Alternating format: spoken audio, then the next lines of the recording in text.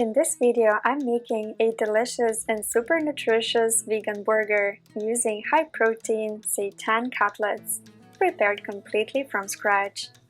The base is wheat gluten. I used 1 cup, then 4 tablespoons of nutritional yeast for a softer texture and savory flavor.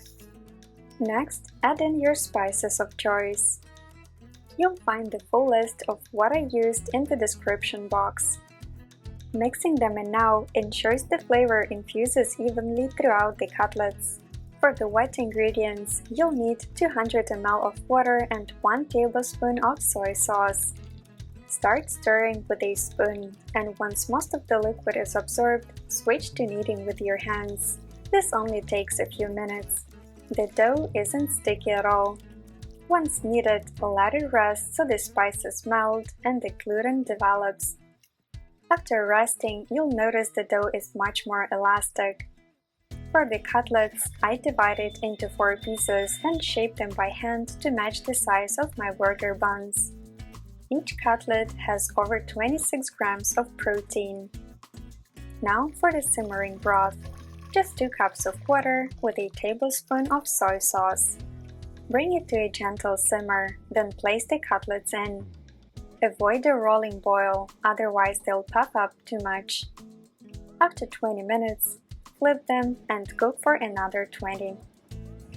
Once done, let them cool and you've got flavorful, soft, and springy vegan cutlets ready to go.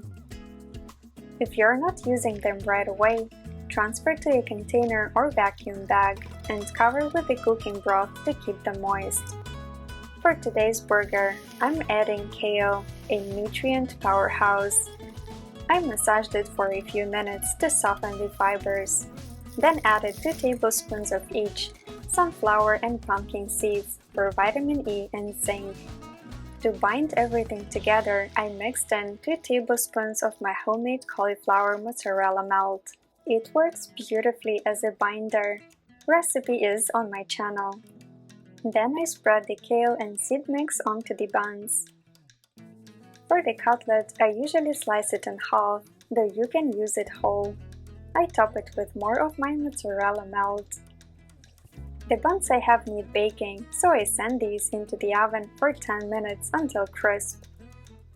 Time for fresh toppings. I went with capers, onion slices, and tomato.